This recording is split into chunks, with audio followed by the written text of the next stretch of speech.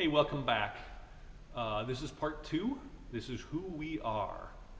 And I must not have done too terrible of a job in the last one because you're willing to put up with another one. So, who are we? There's three of us that are at the core of Northstar Canoes. The first one's Ted Bell, and everybody knows Ted's name. He's been involved with three different canoe companies. He's either ran them or owned them. And that is Wabash Valley back in Indiana, designing race boats. He was a champion racer back then. He moved north to be closer to the Boundary Waters and founded Bell Canoe Works. And that ran for 20 years in the Zimmerman-Princeton area of Minnesota. And then after his midlife crisis and after his non-compete ended, Northstar Canoes came to be. And we're in Princeton again. I ran into an old friend of Ted's at a trade show right as we were getting Northstar off the ground. And he said, you know, Ted's got two speeds. He's either stopped or he's full throttle. And there is nothing in between. And it's still true. It's amazing. He's in his mid-60s now. And he's still got more energy than the 30-year-olds do in the shop. That's just who he is. He really wants to build a better, lighter, stronger boat. That's his goal. It's exciting to him. It's excited him for the last 40 years. And of course, he's excited to paddle. And that pretty much defines Ted, at least from a work standpoint. The second person is Charlie Thompson. And Charlie was trained in chemistry and naval architecture. And so you can imagine what an asset for us he is. He's built power boats, he's built sailboats, and of course he's built canoes. He's the mold maker, he's the R&D guy. He's the one that came up with our E6 carbon trim. He's the one with an eye that is as close to perfect as you can get when it comes to ferrying out a mold. He's the one that researches all the chemistry behind things. He's the mad scientist. That's really what Charlie is. One of the guys that works with him in the R&D department that Charlie runs said, you know, working with Charlie is great. You know what we're doing today? We're putting resin under a vacuum and seeing what its boiling point is. And I don't know the relevance of that because that's not my part of the world, but for Charlie that's important. And it helps him figure out how we can build better boats that are lighter. It helps with Ted's goal as well. And then who am I?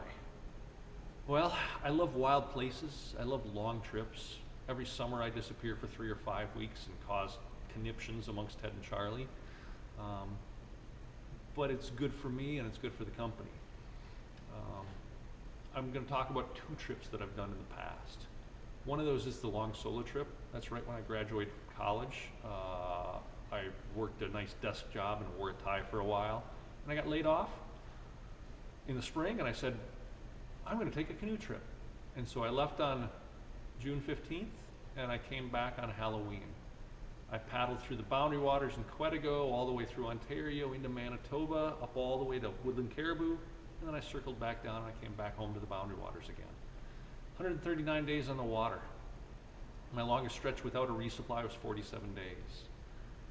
That launched me on this trajectory that I've been on with outdoorsy stuff and especially canoes. I've been paddling Bell Canoes because that was in a Bell Canoe for 30 years now. And so I've known Ted for that long too. My most recent trip was paddle home is what we called it, my wife and I. COVID kept us home in 2020. We couldn't go far afield. I normally go into the wilds of Canada. But instead, we started from International Falls. And we paddled the international border, so through Voyageurs and the Boundary Waters all the way to the Grand Portage, and we did the Grand Portage down to Lake Superior. We paddled a little less than 200 miles on Superior to the mouth of the Bois Brule, just barely into Wisconsin.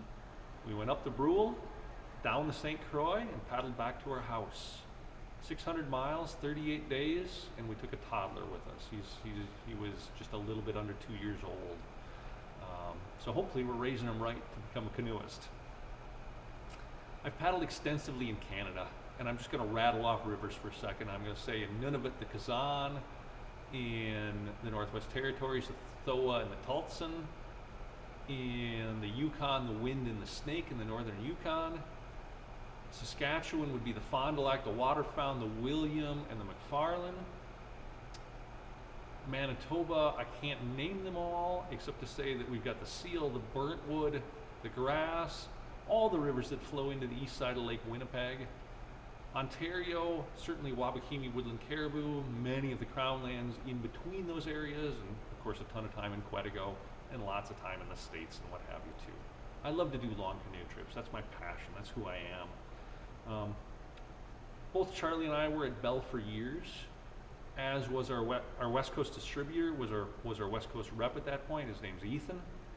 And when we came back together, Ethan said, "Hey, the band is getting back together. This is awesome," because it was Ted and me and Charlie.